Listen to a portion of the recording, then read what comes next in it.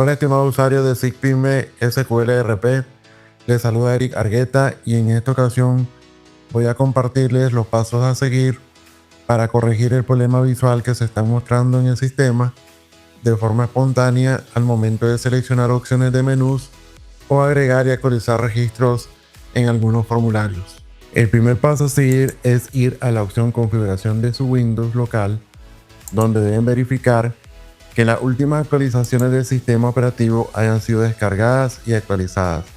En este caso no hay ninguna pendiente.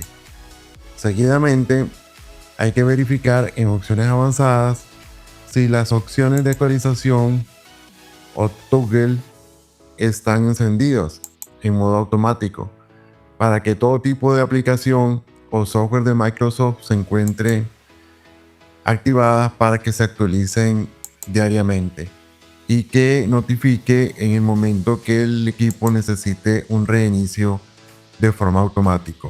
Tomando en cuenta que estas tareas de opciones avanzadas estaban desactivadas, una vez habilitadas procedemos a ejecutar el botón de actualización y si al menos encuentra una descarga sugerida sin actualizar, el mismo sistema operativo nos va a recomendar el reinicio de su computadora y en caso contrario continuamos con el otro paso súper importante de este tutorial.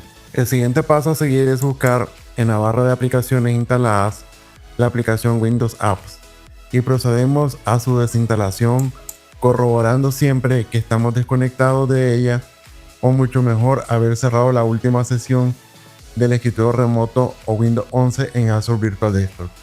Una vez desinstalado sugerimos reiniciar su equipo antes de volverlo a instalar o actualizar con todos los cambios y mejores que tenga a la fecha.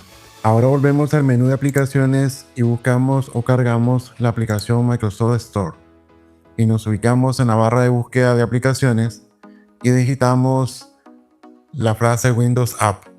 Una vez localizada procedemos a instalarla y una vez terminada su instalación abrimos esta y omitimos el tour de inicio guiado.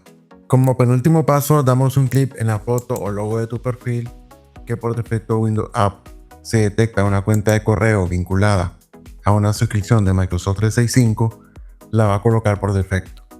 Por lo tanto debemos iniciar una nueva sesión con la cuenta de correo y contraseña que el usuario tiene asignada para conectarse a su escritorio remoto en Azure Virtual Desktop.